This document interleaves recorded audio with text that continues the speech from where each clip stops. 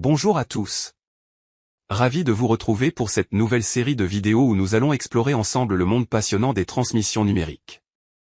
Dans cette séquence, nous nous penchons sur un concept clé, la densité spectrale de puissance, DSP, des codes en ligne. C'est un outil essentiel pour analyser et optimiser la transmission de données, car il permet d'évaluer la bande passante nécessaire, la présence de composantes continues, et la facilité de récupération de l'horloge pour une synchronisation parfaite. Dans les systèmes de communication numérique, le signal transmis n'est jamais un simple flot de bits abstraits. Avant d'être propagé sur un canal physique, l'information binaire doit être transformée en un signal temporel réel, compatible avec les contraintes spectrales, énergétiques et de synchronisation du système. Cette transformation est assurée par le codage en ligne, qui joue un rôle fondamental dans la structuration du signal en bande de base. Le choix du code en ligne influence directement la largeur de bande occupée, la présence ou non d'une composante continue, ainsi que les performances de synchronisation et de transmission. Après avoir examiné, dans la vidéo CN02, les différents codes en ligne utilisés dans les transmissions en bande de base, dans cette vidéo, nous allons nous intéresser à l'analyse fréquentielle des codes en ligne à travers la densité spectrale de puissance, ou DSP. Nous verrons comment la DSP permet de caractériser le comportement spectral d'un signal codé, d'identifier ses propriétés essentielles, et de comparer les différents codes en ligne utilisés en communication numérique. L'objectif est de fournir une compréhension claire et rigoureuse des outils théoriques nécessaires pour analyser et concevoir des systèmes de transmission efficaces, en s'appuyant sur des modèles mathématiques standards et des résultats fondamentaux du cours de communication numérique. Nous verrons notamment les différentes étapes à suivre pour calculer la DSP. La densité spectrale de puissance, DSP, est un outil fondamental en télécommunication pour analyser comment la puissance d'un signal est répartie en fonction de la fréquence.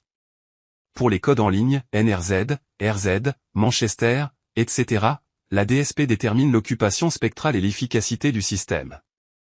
Considérons un signal aléatoire stationnaire X de T, obtenu à partir d'une suite de symboles AK, et transmis en bande de base. Ce signal peut s'écrire comme une somme d'impulsions élémentaires décalées dans le temps. X de T égale à une somme sur K, de moins l'infini, à plus l'infini, de A de K, multiplié par G de T, moins K, fois T de B. Avec, TB, la durée d'un bit. AK, symbole d'ordre K, G de T, le formant, c'est la forme de l'impulsion élémentaire, delta de T, l'impulsion de Dirac. Pour un signal aléatoire stationnaire, X de T, composé de symboles A de K, la DSP notée S de F, est calculée par la relation de Bennett, en bande de base. Souvent cette relation de Bennett en bande de base est appelée relation de Wiener-Khinchin. Avec T, B la durée d'un bit. S de F, la densité spectrale de puissance de X de T. X de F, la transformée de Fourier de X de T.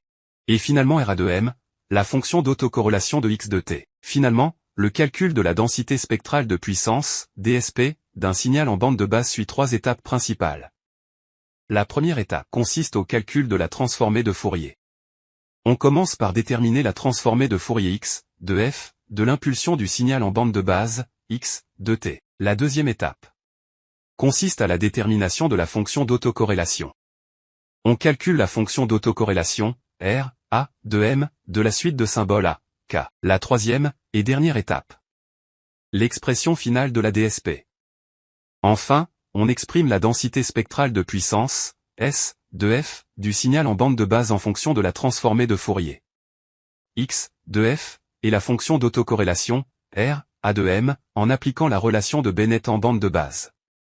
Ainsi s'achève la vidéo d'aujourd'hui, qui a été consacrée à l'étude du calcul de la densité spectrale de puissance, DSP, d'un signal en bande de base. Dans la prochaine vidéo, nous aborderons en détail le calcul de la DSP du code en ligne NRZ unipolaire. Je vous remercie de votre attention et vous invite à poser vos questions en commentaire. Au plaisir de vous retrouver pour de nouvelles découvertes.